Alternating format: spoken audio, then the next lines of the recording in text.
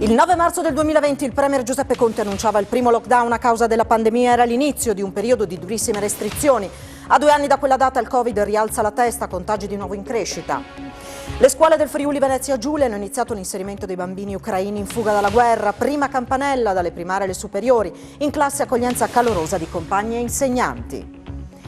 1500 posti di lavoro per i profughi ucraini a metterli a disposizione assieme all'alloggio, alberghi, bar e ristoranti del Friuli Venezia Giulia e in particolare delle località balneari in vista dell'avvio della stagione estiva.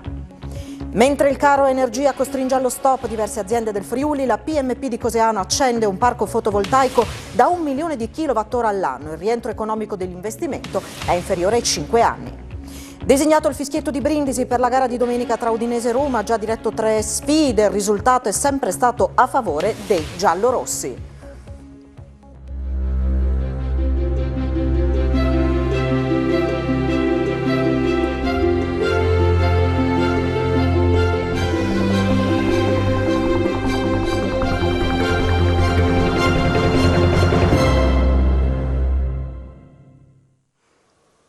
A tutti voi buonasera e ben trovati a questa edizione del telegiornale di Telefriuli.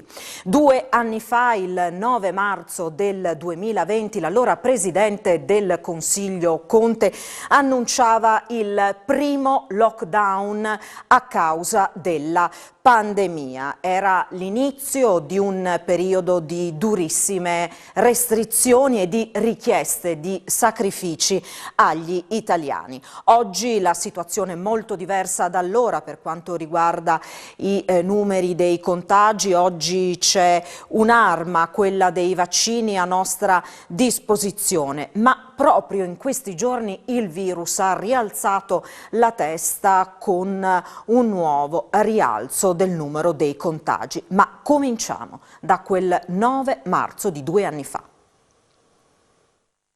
Io resto a casa, non ci sarà più una zona rossa, non ci sarà più la zona 1 e la zona 2 della penisola, ci sarà l'Italia.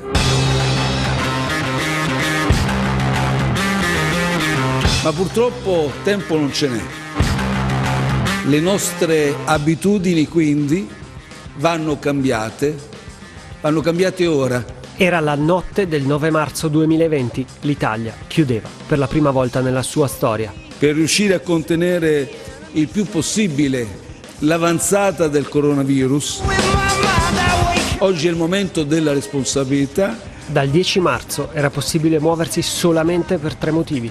Comprovate ragioni di lavoro, da casi di necessità o anche per motivi di salute. Sembra passato un secolo da allora. In Friuli Venezia Giulia sono morte a oggi 4.819 persone, 313.502 hanno contratto il virus e abbiamo imparato a convivere con i tamponi, una normalità che si sta riavvicinando a distanza di 2 anni e a netto della guerra a est, grazie ai vaccini, ma non è il momento di abbassare la guardia perché il freddo ha rallentato il calo dei contagi con un indice RT tornato a salire verso l'1.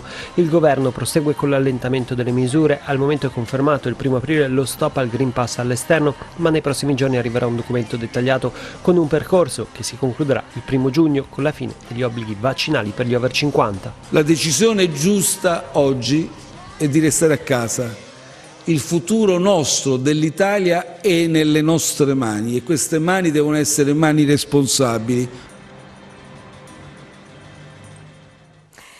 E a 2 anni da allora, dicevamo, e dopo diverse settimane con numeri in discesa, il Covid rialza la testa in Italia. Lo avete sentito anche nel servizio, l'indice di contagio RT torna a salire dopo un mese di valori bassi, si avvicina a 1. Si assiste ai primi segnali di aumento dei contagi in alcune regioni, mentre l'analisi delle sequenze genetiche indica che la variante Omicron non è più una sola, sono almeno 3 i sottogruppi in circolazione. Il tasso di positività attualmente è all'11,3%. Venendo al Friuli Venezia Giulia, Oggi sono emersi 748 nuovi contagi da 5.029 tamponi molecolari e 5.047 test rapidi antigenici realizzati. Si contano anche 4 vittime. Le persone ricoverate in terapia intensiva rimangono 9, mentre i pazienti ospedalizzati in altri reparti calano a 145, 16.900 i corregionali in isolamento. E oggi il vicepresidente della Regione Riccardo Riccardi ha parlato anche della quarta dose del vaccino anti-Covid per i pazienti fragili, tra cui ci sono i trapiantati. Nei prossimi giorni si apriranno le agende per chi necessita della seconda dose aggiuntiva. Proprio il ciclo completo di vaccinazione è stato determinante nei pazienti trapiantati in cura all'azienda sanitaria del Friuli centrale. Nessuno dei trapiantati risultati positivi al Covid e vaccinati è stato ricoverato in terapia intensiva. Nulla ancora di deciso sulla quarta dose per quanto riguarda tutti gli altri cittadini. Il vicepresidente della Regione Riccardi ha fatto sapere che l'eventuale decisione di riaprire le prenotazioni deve essere presa da Roma. E adesso veniamo alla situazione dei cittadini ucraini che arrivano in Italia scappando dal loro paese in guerra. Come detto, diverse migliaia sono i transiti in Friuli Venezia Giulia, un numero decisamente più basso è quello delle persone che poi effettivamente si fermano in questo territorio. Ci sono, l'abbiamo detto, tante donne, moltissimi bambini e ragazzini. Le scuole sin da subito avevano aperto le loro porte manifestando appunto l'intenzione di volerli accogliere, perché in questo caso si parla non più semplicemente di accoglienza ma di integrazione, e i primi inserimenti di bambini e ragazzini ucraini sono avvenuti nelle scuole friulane. Siamo andati a San Vito al Tagliamento, dove sono già in classe 4 alunni all'istituto comprensivo Margherita Hack. Sono stati accolti con calore dagli insegnanti e dai compagni. Le scuole del Friuli Venezia Giulia hanno aperto le porte ai bambini in fuga dalla guerra. Da oggi al via gli inserimenti per gli alunni ucraini, dalle elementari alle superiori. Primi ingressi anche all'istituto comprensivo Hack di San Vito al Tagliamento. Noi abbiamo, diciamo così, inserito nelle nostre scuole, nei nostri plessi, 4 alunni ucraini, 4 bimbi ucraini, 3 all'ordine di scuola primaria e 1 secondaria di primo grado. Una coppia sono fratelli, un'altra coppia sono cugini. La prima coppia viene da vicino Leopoli, mentre la seconda coppia vicino Kiev, proprio della capitale. In una delle due situazioni abbiamo percepito che i bambini verranno lasciati proprio con questa persona che abita a San Vito e i genitori ritornano in Ucraina, uno per combattere, il papà, e la mamma perché vuole stare vicino al papà. I freschi arrivi alle prese con nuova lingua e alfabeto sono stati accolti a braccia aperte dai compagni e dagli insegnanti. Per quanto riguarda la scuola superiore, per il momento è arrivato un caso. In questo momento gli obiettivi di apprendimento passano in secondo piano. Ecco, la cosa importante è che i ragazzi si sentano accolti, si sentano compresi e possano ritornare ad una parvenza, diciamo, di normalità, stando con i loro coetanei, giocando e con il linguaggio del gioco è un linguaggio universale e quello ci aiuterà. E durante la puntata di Elettroshock di questa sera in onda a partire dalle 21 si parlerà proprio dell'accoglienza dei cittadini ucraini in Friuli Venezia Giulia. Vi racconteremo tante storie anche di chi ha deciso di raggiungere l'Ucraina per portare poi cittadini di quel paese nella nostra regione. Vi proporremo anche la testimonianza di un friulano che vive da anni in Russia e che racconta anche da quel fronte la drammaticità di quelle ore. 1.500 posti di lavoro per i profughi ucraini, a metterli a disposizione assieme all'alloggio, alberghi, bar e ristoranti del Friuli Venezia Giulia, in particolare delle località balneari in vista dell'avvio della stagione estiva. Il punto con gli albergatori è stato fatto proprio oggi. Vi proponiamo ora un estratto dell'intervista a Enrico Guerin, vicepresidente provinciale di Udine di Federalberghi, che andrà in onda integralmente nella nella puntata di questa sera di Screenshot a partire dalle 19:45. State pensando di poter dare lavoro a queste persone che stanno arrivando dalle zone di conflitto? L'ipotesi appunto di poter inserire all'interno delle aziende, che siano al mare o nell'entroterra, in base anche alle esigenze, alle capacità delle persone che stanno arrivando sul territorio, inserirle nei nostri organici appunto per darle delle opportunità di lavoro, quindi assumerle all'interno delle nostre aziende.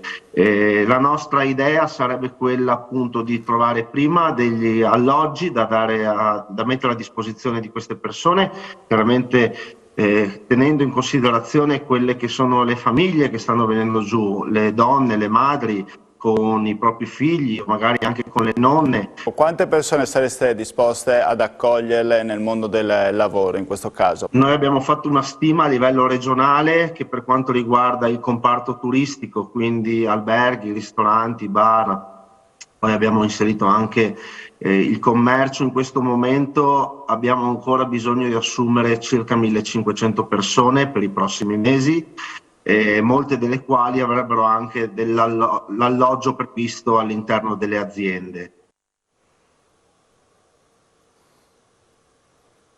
Da un lato dunque il supporto e il sostegno a cittadini ucraini in fuga che arrivano nella nostra regione, ma poi dall'altra parte anche la solidarietà nei confronti invece di chi rimane in Ucraina. È arrivata dopo pranzo a destinazione la colonna di mezzi partita da Palmanova e diretta in Romania, mezzi della protezione civile carichi di medicinali per i cittadini ucraini. Nei prossimi giorni sarà organizzata una seconda spedizione per l'allestimento di un centro di smistamento in Slovacchia. È di più di €1 milione il valore del carico dei camion partiti da Palmanova arrivati questo pomeriggio in Romania al confine con l'Ucraina. Medicinali, dispositivi sanitari e altro materiale, la cui distribuzione ai profughi in fuga dalla guerra è già cominciata. A comunicarlo è stato il vicepresidente regionale Riccardo Riccardi, che ha annunciato le prossime disposizioni della regione. È in organizzazione un nuovo carico, quindi ci sarà un'altra missione. Vedremo quando, e in più stiamo aspettando gli esiti del sopralluogo che i nostri tecnici della protezione civile hanno fatto ai confini tra Ucraina e Slovacchia per l'installazione di questo centro di smistamento per i profughi. È un'emergenza sanitaria perché inevitabilmente quando tu hai a che fare con luoghi di guerra è chiaro che devi riuscire a garantire anche delle risposte sanitarie, e noi questo lo facciamo anche mettendo a disposizione dei posti letto nei nostri ospedali, ma a questo si aggiunge ancora la pandemia e il basso livello di vaccinazione che quel popolo ha, e quindi noi siamo impegnati nell'attività di sorveglianza sanitaria che deve dare innanzitutto il caricamento dell'anagrafe sanitaria, e oltre a questo deve riuscire a fare i tamponi e a garantire che dopo i tamponi si possa anche vaccinare le persone che tra l'altro hanno un basso livello di adesione alla vaccinazione non soltanto per il Covid. E poi ci sono le conseguenze economiche del conflitto tra Ucraina e Russia. Denaro pubblico per arginare l'aumento dei costi e pensare a sistemi di produzione energetica alternativi, così il presidente della regione Massimiliano Fedriga di fronte all'impennata dei prezzi. Sull'emergenza dei profughi ucraini ha detto: sull'accoglienza non si discute, ma c'è un rischio sanitario. Calmierare i prezzi attraverso l'immissione di risorse pubbliche, così da evitare il collasso dell'economia, e al contempo pensare all'autosufficienza dell'Europa dal punto di vista energetico e della produzione delle materie prime. Ad indicare la strada verso l'uscita dal tunnel è il presidente della giunta regionale del Friuli Venezia Giulia, Massimiliano Fedriga. Io penso che sia necessario intervenire su due fronti: quello dell'immediato, e l'unica via possibile è quello di immissione di risorse pubbliche. Mi sembra che anche l'Europa stia capendo questa necessità. Dall'altro bisogna fare anche un ragionamento nel medio e lungo periodo, ovvero capire che è necessario fare attività al fine di rendere l'Europa autosufficiente dal punto di vista perlomeno dei beni primari e delle materie prime primarie e dal punto di vista energetico. Sul fronte dell'arrivo dei profughi ucraini, Fedriga si è detto propenso alla loro accoglienza, ma dal punto di vista sanitario c'è molta preoccupazione. Creare dei processi per i quali, esattamente come previsto dalla circolare del Ministero della Salute, Vengono garantiti i tamponi nelle prime 48 ore, offerti i vaccini, non solo quelli legati al Covid, è data anche ovviamente tutta l'assistenza sanitaria necessaria a queste popolazioni che stanno scappando da una guerra. Un momento di grande difficoltà soprattutto per le aziende energivore della nostra regione, ma in questo contesto c'è chi va appunto controcorrente. È il caso della PMP di Coseano che letteralmente ha acceso un mega impianto fotovoltaico in grado di produrre 1 milione di kilowatt ora all'anno. Investimenti dunque sull'energia green, un investimento importante. Lo sentiamo nel prossimo servizio. 1 milione di kilowatt all'anno destinati per l'80% ad autoconsumo, che consentirà un risparmio di circa 460 tonnellate di anidride carbonica. Sono alcuni dei numeri del nuovo impianto fotovoltaico acceso dalla PMP Group di Coseano, installato senza creare ulteriore consumo di suolo. I 2242 pannelli sono stati infatti installati sui tetti dei capannoni dell'azienda. Questo investimento green fa parte di un piano di sviluppo pluriennale da 30 milioni di euro, con in particolare per quanto riguarda il nuovo impianto un piano di rientro tra risparmio ed incentivi fiscali di 5 anni. Ma il progetto prevede la realizzazione di un altro impianto da 500.000 kW annui, raggiungendo così in totale il 1.650.000 kW di energia green. Stiamo realizzando una crescita importante della nostra attività, ma vogliamo che prima di tutto sia una crescita sostenibile sotto l'aspetto ambientale e sociale, ha commentato il presidente e fondatore del gruppo PMP Luigino Pozzo, e per questo abbiamo avviato questo consistente investimento per la produzione di energia verde, sfruttando i nostri capannoni, ha concluso Pozzo, ed evitando così anche il consumo di suolo. I comuni capoluogo del Friuli Venezia Giulia hanno siglato oggi a Gorizia il patto per l'energia. Darà novità ad un tavolo permanente per dialogare attraverso un'unica voce con Regione e con Governo. Hanno delineato una strategia comune con cui affrontare le emergenze di questo particolare e difficile momento storico. I 4 ex capoluoghi di provincia formeranno una cabina di regia per coordinarsi sui tavoli tecnici e politici più importanti. Questa mattina a Gorizia i 4 sindaci si sono incontrati per definire gli obiettivi, tematiche che saranno trattate anche con la Regione. Il problema energetico per noi è ancora più importante che quello che i comuni spenderanno in più, ed è tantissimo, che perciò sono risorse sottratte necessariamente ai servizi. Le imprese e le famiglie possono non pagare, perciò una moratoria, non pagare nell'anno in corso le bollette e possono rateizzarle. Il PNRR non è una regalia, è una grande responsabilità, è un grande problema. Noi siamo sindaci che abbiamo attraversato prima la pandemia, adesso la crisi ucraina, l'aumento dei costi energetici delle materie prime che si sta riverberando pesantemente anche sui quadri economici. Abbiamo bisogno di snellimento delle procedure, altrimenti rischiamo di perdere i soldi. È indispensabile parlare con la Regione, perché sono loro che poi ci fanno le leggi e sono loro dopo che si devono confrontare con Roma per fare le leggi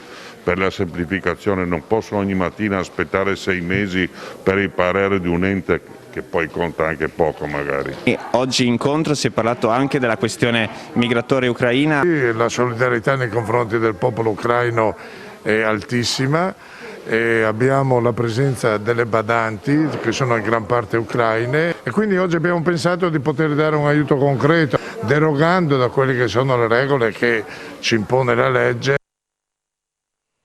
E a proposito di primi cittadini, l'assessore regionale alle finanze Barbara Zilli ha incontrato oggi i sindaci dell'ex provincia di Pordenone per parlare di PNRR. Domani toccherà Udine e Tolmezzo, poi a Gorizia e Trieste. Prosegue l'opera di informazione della Regione verso le amministrazioni locali per la richiesta e l'uso dei fondi indirizzati verso il Friuli Venezia Giulia del Piano Nazionale di Ripresa e Resilienza. A Pordenone l'assessore regionale Barbara Zilli ha incontrato i sindaci dell'ex provincia. Oggi a Pordenone abbiamo incontrato, assieme all'assessore Gibelli e all'assessore Roberti, i sindaci del territorio. È stata un'occasione importante per spiegare loro le potenzialità legate al piano nazionale e soprattutto per un confronto costruttivo in vista delle sfide future legate alla crescita di questo territorio. Dopo Pordenone toccherà Udine a Tolmezzo per concludere con Gorizia e Trieste. Torniamo a parlare della crisi, del conflitto tra Russia e Ucraina e degli effetti che tutto ciò ha sulle nostre economie. Come dicevamo prima, le preoccupazioni delle categorie e dei sindacati sono state messe sul tavolo questa mattina a Udine in occasione di un incontro con l'assessore regionale alle attività produttive Bini. Una serie di misure attuabili immediatamente da parte del governo per aiutare le imprese.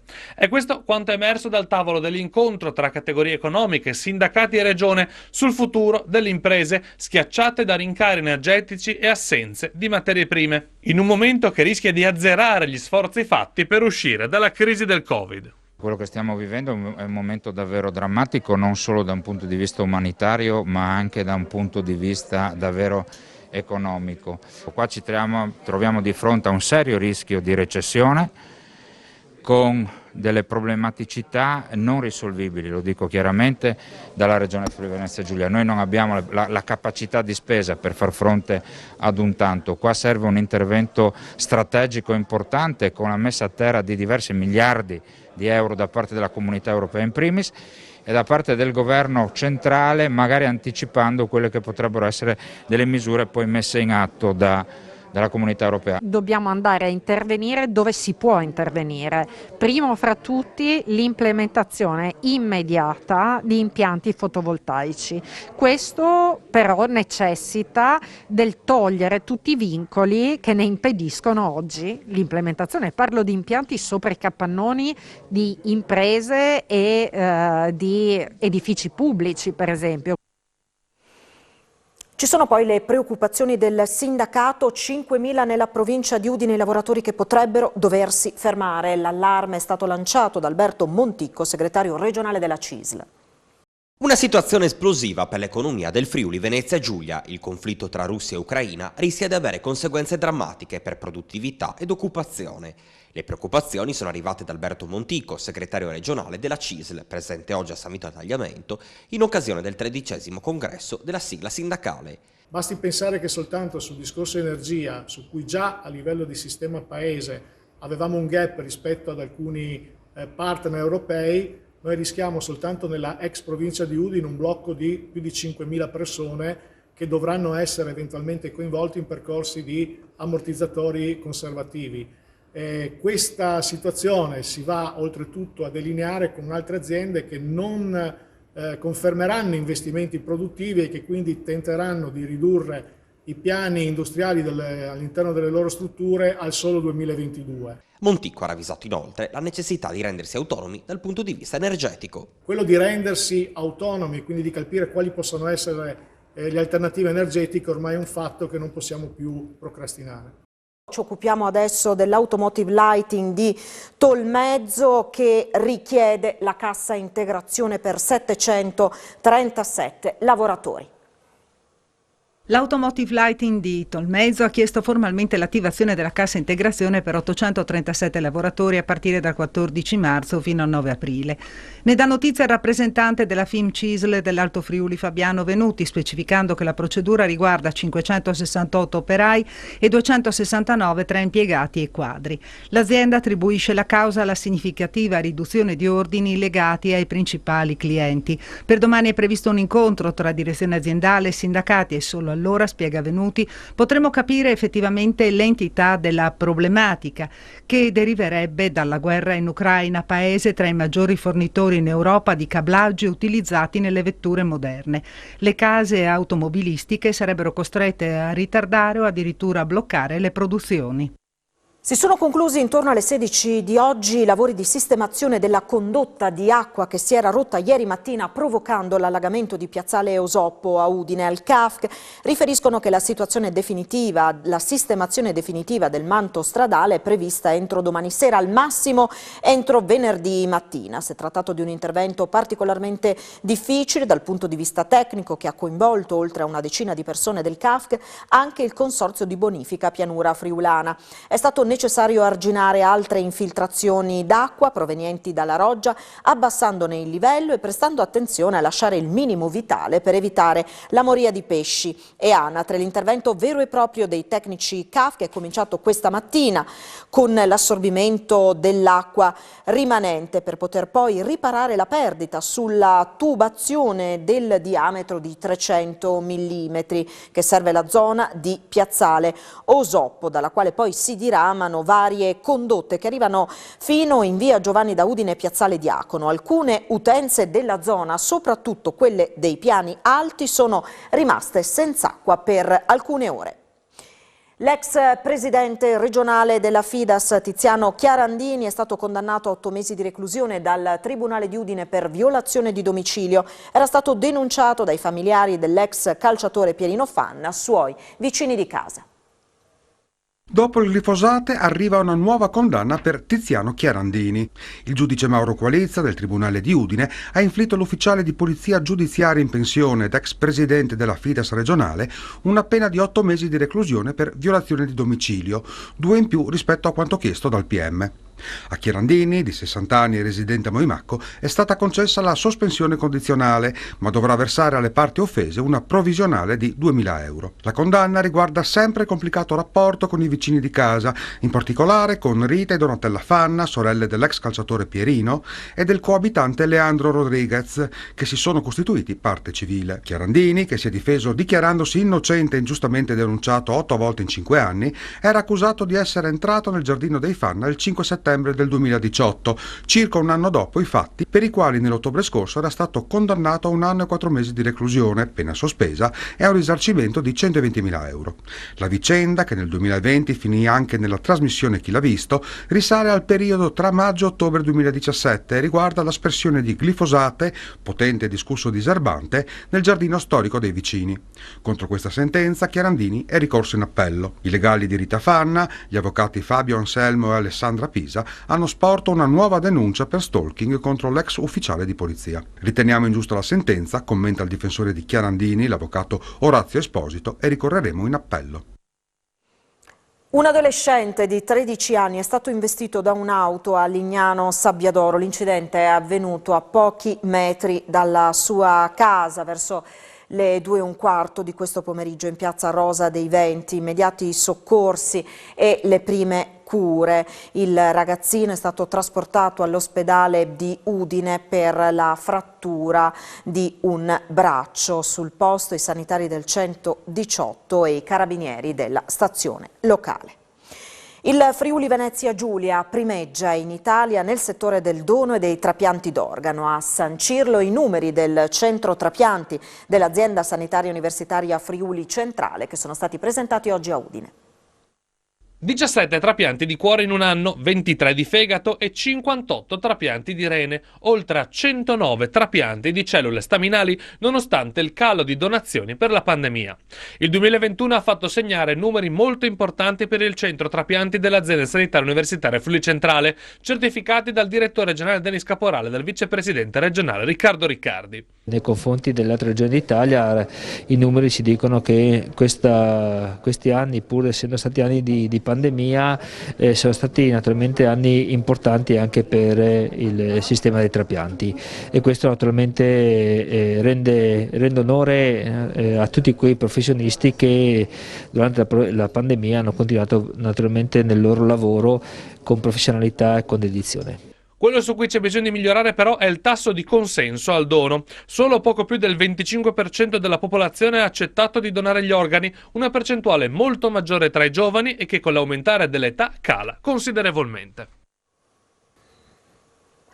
Noi ci fermiamo qui, tra pochissimo l'appuntamento con il notiziario sportivo. Si avvicina la sfida tra Udinese e Roma, è stato designato l'arbitro, un fischietto che fino ad ora non ha portato molta fortuna ai bianconeri nel confronto con i giallorossi. Subito dopo il notiziario sportivo l'appuntamento con le previsioni del tempo a cura del nostro Antonino Renda. Grazie per averci seguito e buon proseguimento di serata su Telefriuli. Arrivederci.